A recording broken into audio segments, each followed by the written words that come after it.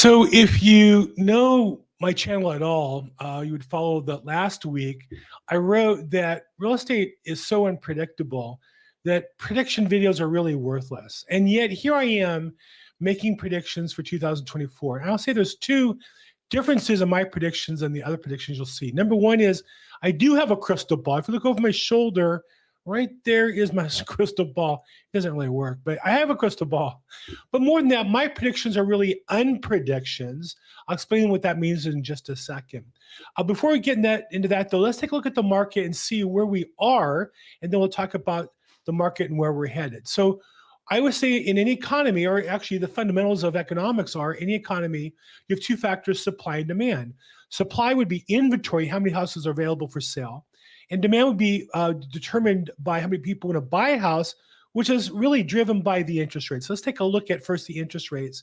And we'll see that last week, after a lot of volatility, a big drop the week before, we closed out the year at 6.67, a full 1.3, 1.4 below where our highs were just in the end of October. So what we can say is that all year long, we saw rates going up, up, up, up, up. They went above 7, 7.25, 7.5, up to 8%. And here we come in a couple of weeks, we're back down to 6.67%. So these rates are definitely great for buyers who've been shopping for the last month or two. They're going to feel like they found some extra money. And as a result, it's going to drive more traffic, and has already driven more traffic and more activity onto the buyer's market. On the seller side, which is really inventory, we still are at all-time lows. It's hard to tell here because the line overlaps with 2020. But this is the all-time low for non-pandemic period. The only year lower inventory was 2021, the peak of the pandemic. And so what you can see is that other than these three pandemic years, 2020, 21, 22, the prior years, the inventory currently today at about, well, it's under 500,000 units, 480,000 units, is about 70% of a normal market, or even a record low market. So with our population having increased and the inventory still being low, there's no way for a housing crash unless there's more sellers looking to sell than there are buyers looking to buy, causing prices to go down. And as a result, housing prices still have a bottom they can't go below. How about the local market in Los Angeles, which is where most of my business is? LA continues to be a pretty stable, slight seller's market. Altos Research ranks it as a 40 and has for about 8 weeks in a row. One of the factors I have watched, though, is the dollar per square foot. Of all the factors, that's dropped that to $790 per square foot is what you get when you buy. What that tells us is that there's more sales at the lower end than the high end slowing down a bit. And so while the median prices stay the same, the sales numbers stay the same, the market is being a little more aggressive. The lower price houses are still even more aggressive than the statistics would bear. So overall, the market pretty healthy in Los Angeles, pretty healthy overall nationwide, though there certainly are pockets where there is problems, and you hear about those in the news. Let's take a look at the news, speaking of which, and one of the interesting facts, I always talk about Redfin and how I think they really do a disservice. And here's a perfect example. Redfin has the pandemic-driven migration boom is waning, with the share of home buyers relooking at the lowest level in 18 months. Well, that's the lowest level in 18 months during the pandemic, but notice it's not 36 months. So what that means is now here we are post-pandemic of sorts, and we're still in numbers similar to the pandemic period. In fact, let's take a look at the graph.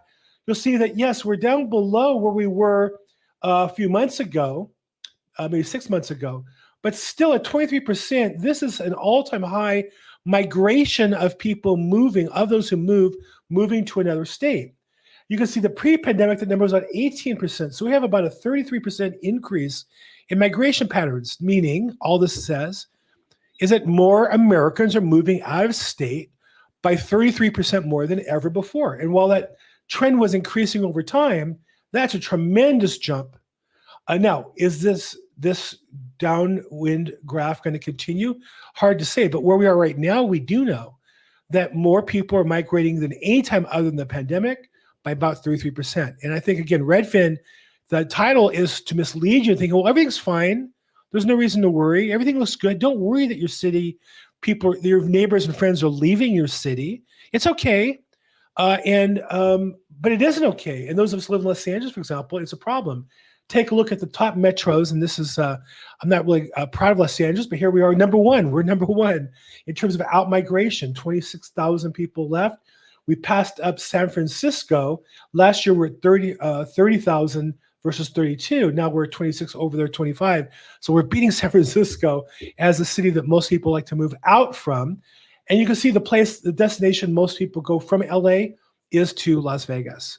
So again, I think that the title on the Redfin article misleads us, but the fact is more Americans than ever are migrating. Their next house is not in the same neighborhood or same city, but actually a different state. That's a big deal. I always say that the real estate news is always so unnecessarily negative. Here's a good example from Market Watch. I'm so freaked out. I'm buying a house, but the home inspector found dead cockroaches and rat droppings. Should I bail? Now, it's such a immature way to ask the question, right? Because if you buy a house that's a substantial fixer, there's going to be plenty of things to fix, including some cockroaches, maybe, and some rat droppings. Not to say you should live like that. You should clean those things up. That's why we do inspections before you move in, so the house is clean and healthy. But it's not uncommon in homes that have been abandoned. I do probate real estate where homes have been abandoned for a year, 2 years, 10 years. Not uncommon, and doesn't dramatically affect the value. Now, rat infestation can be difficult to get out, and particularly if there's an access point that you're not aware of. But if you're able to find the rats, remove them professionally, and prevent more from coming in, you've created a nice home that is rat-free like any other house would be. But it's just interesting that should I bail? Not what's it cost? How big of a deal is it? Is it something that will affect the value when I sell the property? When you buy the house, you don't pay. You don't have to disclose to the next buyer that there were rat droppings or cockroaches, assuming you clean it up. That's just part of owning a house, particularly in California, in LA, which is a desert. These things lived here before us. It makes sense they're going to be in our houses unless we're maintaining them and keeping them out. And again, now that's interesting. That's Market Watch, and that's behind their paywall. So you'd have to actually pay money to get that material from Market Watch. Some of these news organizations are really reaching. Here's another one behind a paywall, New York Times. It might be hard to read this, but powerful realtors group loses its grip on the industry. Now, this is New York Times. Again, you have to pay to go behind their paywall.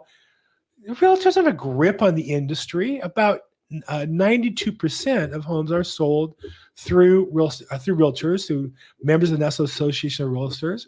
Is that a grip in the market, or is that because it serves the customers? This is not one company that controls this. This is literally 1 million realtors around the country who join an association, participate. And I just feel like all these organizations are just dump on the realtors. I don't know. I see we have a grip on the industry. Anybody can sell a house without a real estate agent if they want to. In fact, there's services where you can list it in the MLS for a fee. You don't get the realtor to represent you for free, but you can put it in the MLS and put the pictures on. So, this is not a case where realtors have a monopoly or keeping other people out. But I do think it's the case that the news organizations are trying to find some reason to dump on realtors. Here's another one. This is from Yahoo Finance. The writing is on the wall. One of the things I've always learned is the more emphatic a news article is, the less accurate it is. $100 billion in annual commissions could be cut by 30% and drive out half of America's 1.6 million realtors, experts say. Here's why I did recommend becoming. Now, two things are interesting here. One is, so if the number of commissions goes down 30%, but the number of realtors goes down by half, that means for the realtors left, the pie got bigger, not smaller. So is that really bad news? Second interesting factoid is if you ever were to take the roster of a real estate office, I've done this, almost without fail, half of the roster of any real estate office has not closed one transaction in the last 12 months. So is that the half that's going to quit and the rest are all going to be productive agents? And then while commissions go down only 30%, the competition goes down 50%. And is all that bad? And more importantly, there's no real data supporting these particular claims. It certainly is, this news report certainly is frustrating and disappointing and embarrassing, a lot of things. but I don't think necessarily it's going to come through. We're going to talk about that in a little bit. I will say this is an article that I was actually personally quoted in.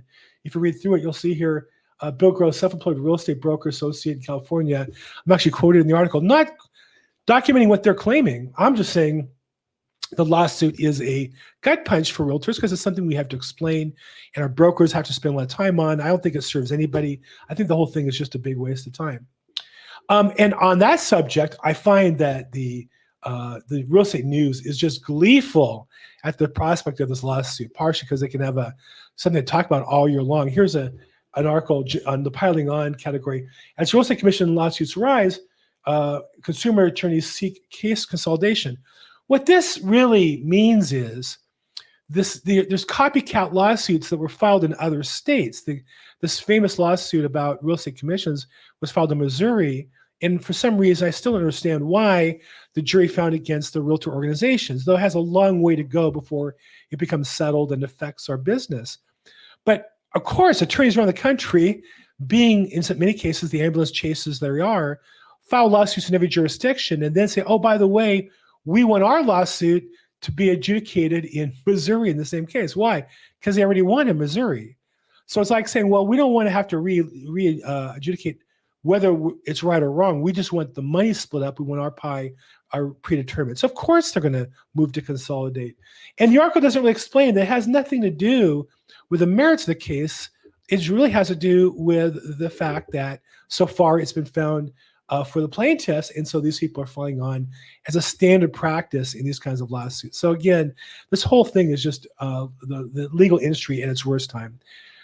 Speaking at its worst, here's another article in Housing Wire. Zillow, speaking of corporate greed, and Showing Time, which is a subsidiary company they bought, sued two multiple listing services. And what happened is Zillow bought a company, Showing Time. Showing Time was a service that was built into the MLS. So as a realtor, if I had a listing, I'd connect my listing to Showing Time, and then other realtors would request access based on when I made it available to show my listing. And it's a nice tool. It's a calendar tool that a lot of people in business use in other matters today. And there are a couple of them, and Zillow bought this one. Why? Because it's the best? No, because Zillow wanted to ram this down everybody's throat so they would control all the data. One of the rules in tech is if you're not paying for the service, you are the product.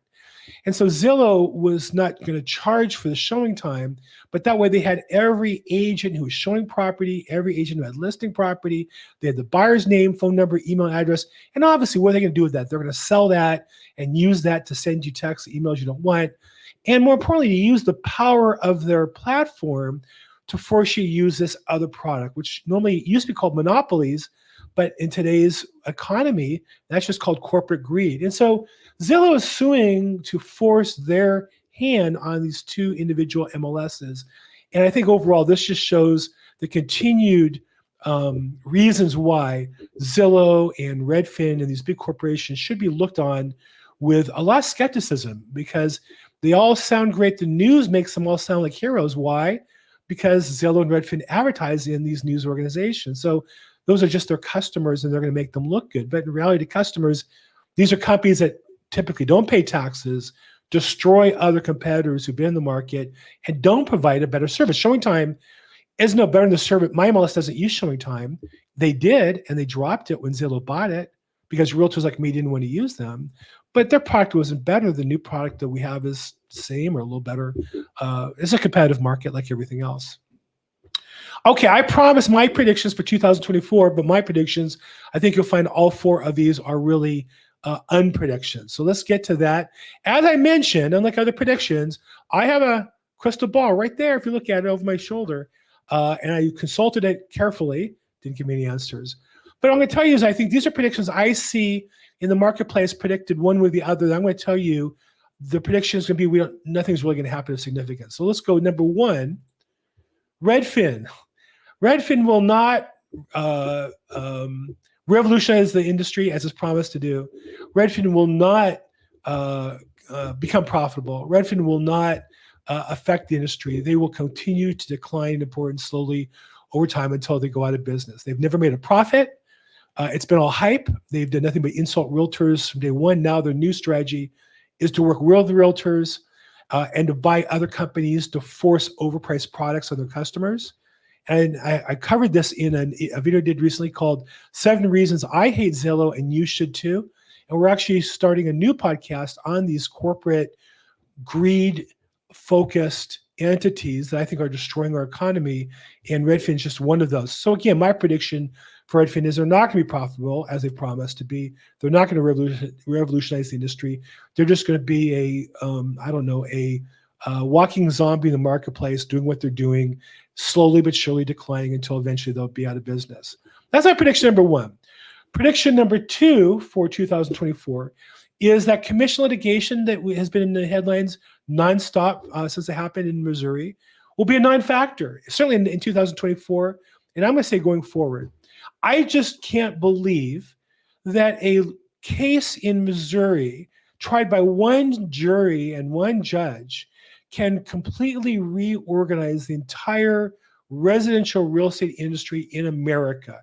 Certainly, those things should be decided by Congress, by legislatures, by individual states. And I just find it hard to believe that 50 states are going to allow one group of 12 people in Missouri to completely change a system that for many customers has worked. I think overall, most customers are happy with the real estate agent they work with. And so I just find that impossible to believe that it will be significant going forward. Prediction number 3, interest rates will not go up, will not go down in 2024. They'll be about where they are now. First off, that's an easy prediction because mathematically it's always more likely to be where it is. But there's a lot of political pressure to lower rates as if a good Fed chairman would lower rates and a bad Fed chairman would raise them. The reality is those people are paid money to do a job. Now they don't do it. They've all become political hacks. The job is supposed to be to maintain the integrity of the banking system. But part of it is that they only have so much power, that the inflation is dictated by the amount of money in the money supply. And we've dumped so much in there, it forces the inflation we have now, which forces the interest rates.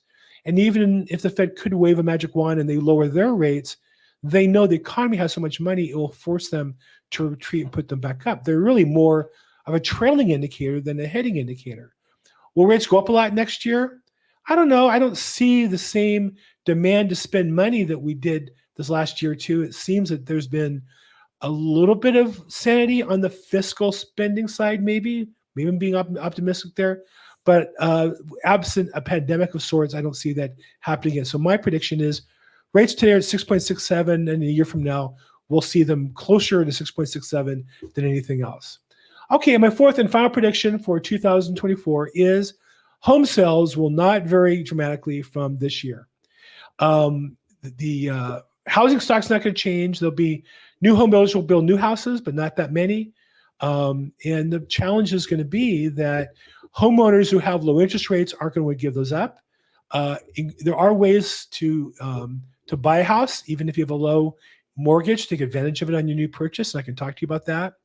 But overall, in the economy, the rates being about where they are will cause the inventory to be about where it is, meaning only so many homes can be bought. So absent some major pandemic 2 or something, sales will be about the same as they were this past year.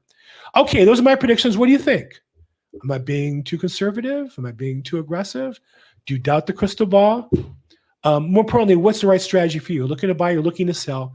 Let's talk and see if we can put a strategy that works for you. Don't worry about the strategy for the entire economy. At the end of the day, your personal strategy will get you the best results. So if I can help, call me, text me, email me. If you like this video, please like it or subscribe. If you have a comment, make a comment. Let's get in discussion. As always, make today your best day ever. Thanks so much.